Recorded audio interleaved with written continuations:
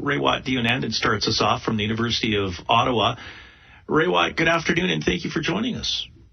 Good afternoon. So, good news as far as lower test positivity rate. That variant, though, seems to be all around us. We have those travel orders going into effect at midnight tonight, but that can't not prevent the variant from getting to Manitoba, can it?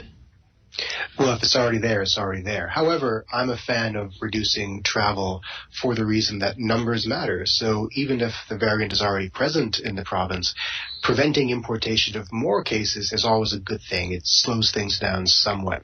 So anytime we get any kind of time advantage, it's taken. Do we see other provinces following suit? Does that really matter? And I asked Dr. Roussin yesterday if it would be easier if all the other provinces did the same thing and brought in the same measures. And of course, he wouldn't go there, but you and I can go there.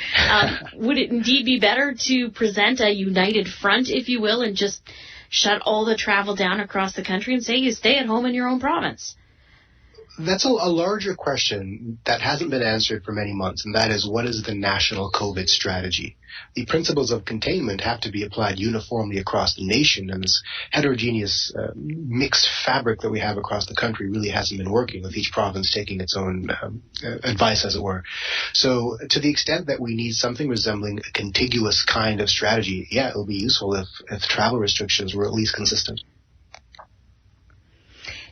When it comes to the numbers that you've seen, and we're hearing anecdotally that the numbers are already coming down in Ontario after, a couple of weeks of lockdown.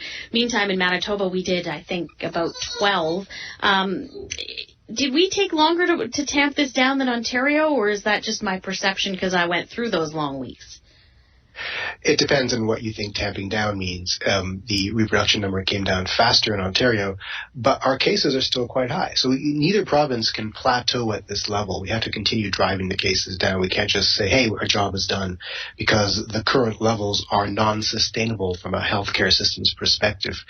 Also, Manitoba does have the advantage of a lower population size and a less diverse kind of rural-urban divide, to the extent that you have fewer cities. But the two provinces are not comparable for the most part demographically.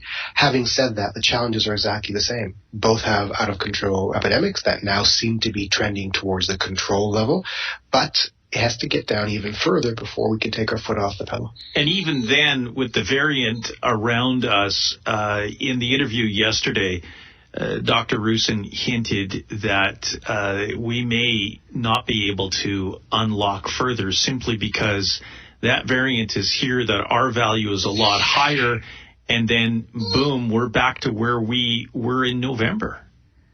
It's very true, and this is why the stakes are so high, and people don't seem to understand that. The new variant changes the dynamic considerably if it's allowed to become dominant, and it looks like it will become dominant at some point, which is why I keep saying we have a race against time to vaccinate as many people as we can. The stakes got higher, and so this news that we won't have enough vaccines for many months is troubling, and I think we need to have, a larger national conversation about how do we pull out all the stops to get more doses as quickly as we can.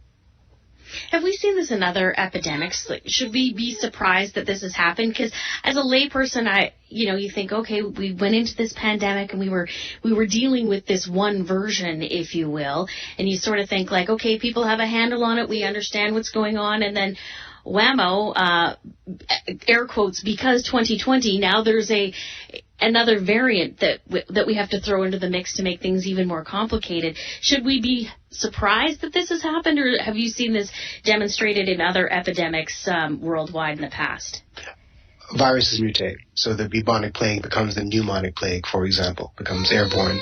So this is not unsurprising. What is all new here is that this is the first ever global pandemic in a modern billion-person-plus society that is interconnected with rapid air travel and so forth. So the stakes are again higher, and the threat of economic collapse, the existential threat to modern civilization, as it were, is real now. It wasn't in previous global pandemics. So to answer your question simply, Viruses mutate. That's not unforeseen. What is problematic in this case is that the viruses are mutating to be more infectious.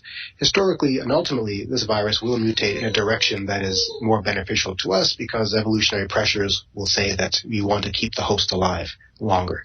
But that's not happening yet. So, again, we're on a race to vaccinate. Let's vaccinate as quickly as we can. Speaking of those vaccinations, we're still hearing the federal government and Pfizer say, are there 6 doses in a vial, 5 doses in a vial? Are we shipping more vials? Are we shipping more doses? It's confusing for people. And then there's the talk of syringes, a global shortage of those now. Is there a concern that Canada can still meet that fall deadline of everyone that wants a shot could have one? Yeah, there's a serious concern now. The global supply has been challenged, especially with the European Union talking about limiting export, with the Pfizer factory shutting down slightly. So we need to be okaying the new formulations, the Janssen formulation, the AstraZeneca formulation, maybe considering some of the other formulations like the even the Chinese and the Indian doses, although I don't think we're quite there yet. I think other things are possible, like negotiating with other drug companies to lend their manufacturing capacity to Pfizer and Moderna, like looking at domestic manufacturing, something I think we should have been looking at months ago. So I don't think all the stops have been pulled out yet, and I think they need to be.